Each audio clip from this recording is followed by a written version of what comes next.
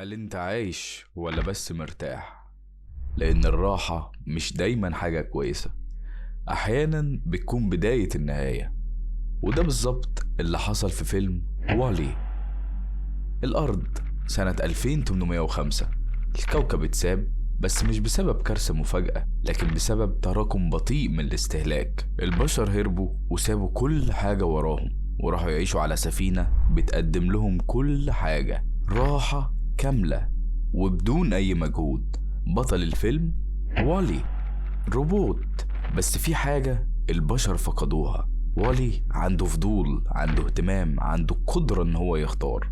على عكس البشر قاعدين، مش بيتحركوا، مش بيفكروا، ولا حتى بيكرروا. بشر عبيد للراحة. لما كل حاجة بتبقى متاحة، كل حاجة بتفقد قيمتها. ولما القيمة بتختفي، الدافع بيختفي. ولما الدافع بيختفي، الإنسان بيفضل عايش لكنه مش حي.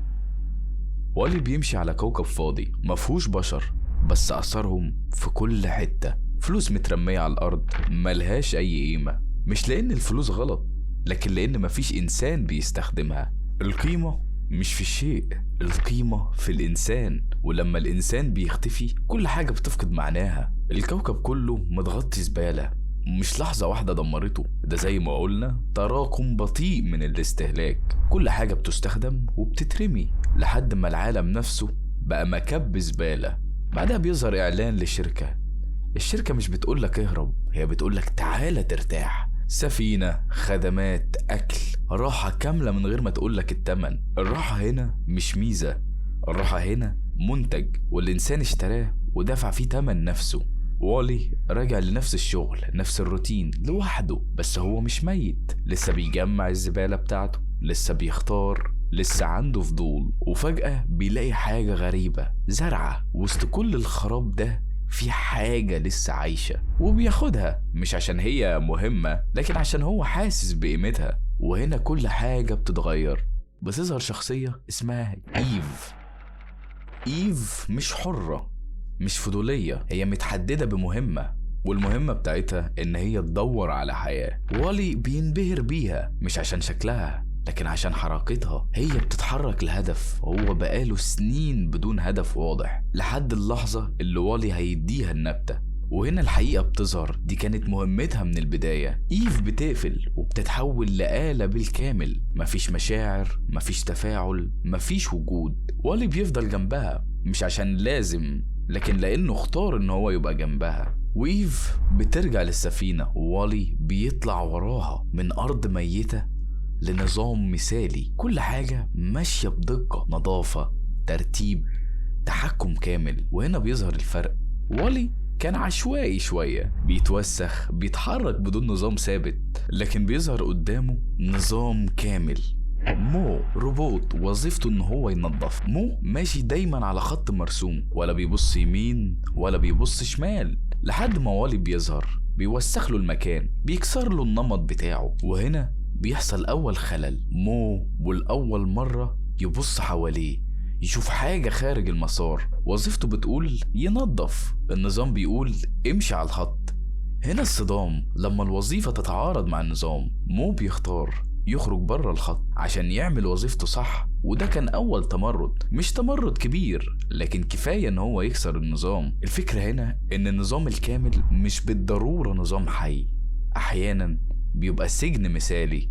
والي بيدخل السفينة مش كضيف، لكن كخلل، كحاجة مش المفروض تكون موجودة. بعدها بيظهر أول احتكاك للبشر، مش ناس، نسخ، نفس الشكل، نفس الحركة، نفس الحياة، هي قاعدين بيتفرجوا، بيتكلموا عن هيستمتعوا بإيه النهاردة. هما مش بيعيشوا، بيستهلكوا بس.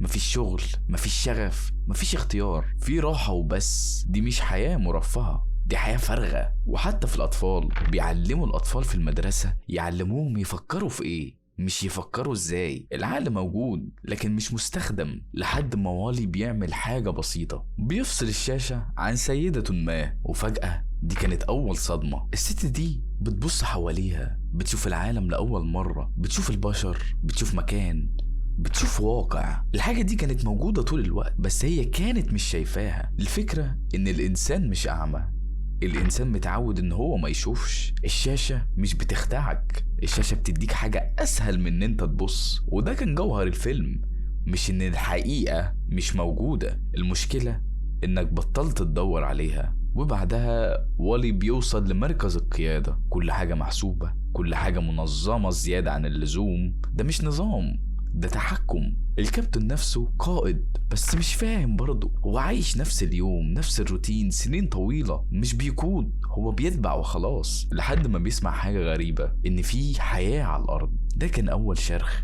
الكابتن بيبتدي يسأل هي إيه الأرض من الأساس، والأول مرة بيمسك كتاب مش عارف يستخدمه لأن التفكير نفسه بقى غريب عليه. النظام علمه يعيش لكن معلمهوش يفهم. ومع كل سؤال الكابتن بيصحى، مش فجأة، ببطء. وفي نفس الوقت النظام ابتدى يقاوم. وده بيودينا لشخصية جديدة ظهرت، وهو أوتو. أوتو ده روبوت مش شرير، هو منطقي جدا، مهمته إن هو يحافظ على البقاء حتى لو بدون حياة. لما بيكتشف إن في أمل للرجوع للأرض بسبب الزرعة بيرفض، لأن الأوامر القديمة بتقول إن الأرض انتهت. وهنا الصدام الحقيقي، إن لما الإنسان يبتدي يفكر ضد النظام، بس النظام عايز كل حاجة تفضل ثابتة. الكابتن بيقول لأوتو أنا مش عايز أنجو خلاص، أنا عايز أعيش. ودي أهم جملة في الفيلم. أما والي فكان السبب في كل ده مش لأنه قوي، لكن لأنه اختار. والي أنقذ إيف وكسر النظام وحرك الكابتن ورجع الفكرة. النبتة دي كانت بداية، بس الفعل كان منه. الراحة بتحافظ على بقائك، لكن التفكير هو اللي بيرجعك للحياة. بعدها بنرجع للكابتن بعد ما ابتدى يفهم، مش معلومات لكن وعي. الكابتن ابتدى يشوف الأرض، يتخيلها، يحس إن هي حياة مش مجرد مكان وخلاص. ولما بيشوف الزرعة دي مش مجرد زرعة، دي دليل إن في حاجة لسه ممكن تتصلح. لكن النظام بيرفض. أوتو مش ضد البشر، أوتو ضد التغيير. ايا كان بقى التغيير ده كان حلو او وحش، لا هو ضد التغيير ايا كان هو ايه. هنا اوتو بيعرض الحقيقة القديمة، ان الارض انتهت، ارجع للراحة بقى، ريح بقى. وهنا القرار مش بين الصح والغلط، هو بين راحتك وحياتك. اوتو بيقول ان انا وظيفتي ان انا اخليك عايش، والكابتن يرد عليه بيقول له انا عايز اعيش. دي اللحظة ان الانسان بيختار المعنى رغم ان هو صعب. النظام بيحاول يمنع كده، بيرمي الزرعة، يحاول يخلص من اي امل. لكن الفكرة اوريدي انتشرت، مش في شخص واحد بس، في اكتر من كائن. احنا عندنا والي وايف ومو والكابتن، كلهم كسروا النظام بطريقتهم الخاصة.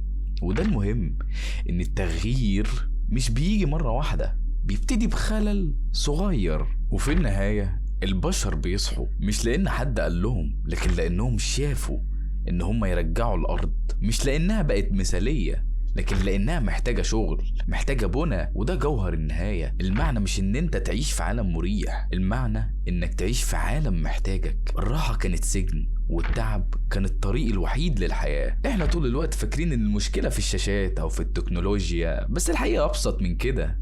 المشكلة إن إحنا بنهرب من إن إحنا نواجه نفسنا، من إن إحنا نكتشف إن إحنا ممكن ما نكونش كفاية للتغيير. فالراحة بتبقى أسهل إن أنت تتفرج، أسهل إن أنت تستهلك، أسهل إن أنت تفضل في مكانك. بس في لحظة هتكتشف إن أنت عايش لكن مش حي. ساعتها السؤال الحقيقي مش بيبقى إزاي أرتاح، السؤال بيبقى إزاي أرجع أعيش. فهل أنت مرتاح ولا هربان من نفسك؟